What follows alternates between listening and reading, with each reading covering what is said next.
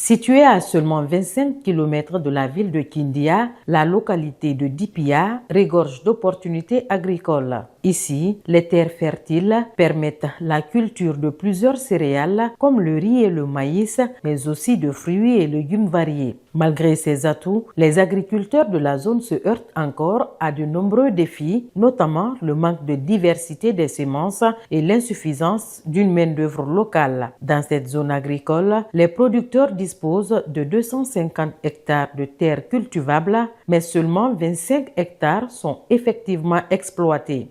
Une centaine de travailleurs s'activent autour de différentes cultures, mais l'ampleur du potentiel reste encore limitée.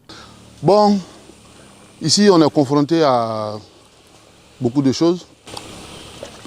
D'abord, la main-d'œuvre est un peu rare maintenant parce qu'on a des concurrents autour. Et puis, quand la saison des pluies approche, le peu qu'on donne peut-être aux travailleurs, peut-être que c'est insuffisant. Donc certains vont dans les champs, mais dans les villages environnants, faire leurs activités personnelles. Donc on est confronté à ces défis-là. Ça c'est de façon sociale. Maintenant, de façon technique, bon, évidemment, on voudrait peut-être de nouvelles variétés de cultures auxquelles on n'a pas accès. Donc on a ces contraintes. On évolue toujours avec les mêmes variétés. Vous savez, la science évolue, hein, et chaque fois, il y a de nouvelles variétés. Je peux dire aujourd'hui que c'est cette variété, et puis peut-être 2 semaines après, on découvre d'autres variétés qui sont plus performantes que celles qu'on a maintenant.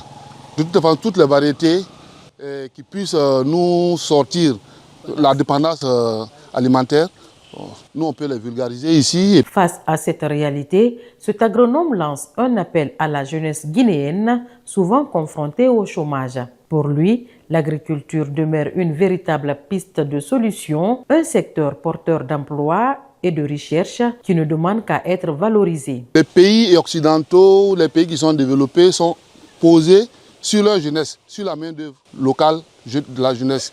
Maintenant ici, bon, il faudrait qu'on essaie de mobiliser, sensibiliser les gens. En tout cas ici, on a besoin de la main-d'œuvre quand même. Et ça nous fait beaucoup de défauts.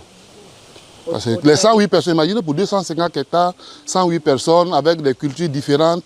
Il y a, comment on appelle, les paramètres des activités ne sont pas les mêmes. Donc il y a beaucoup de contraintes. Mais on essaie de faire avec la récolte d'aujourd'hui. On partage le personnel, ceux qui font la coupe, ceux qui font le transport, ceux qui font la pesée, ceux qui vont charger dans le véhicule. Donc il faut un maximum de personnes. Maintenant, s'il n'y en a pas, bon, on est obligé de faire avec. Donc quand on dit qu'il n'y a pas de travail en Guinée, il y a bien du travail, mais les gens ne s'intéressent pas. Ce n'est pas seulement le bureau ou bien l'économie dans les banques et autres. La base du développement, c'est l'agriculture. Dipia incarne l'image d'une terre riche, prête à nourrir des milliers de familles et à créer des emplois durables.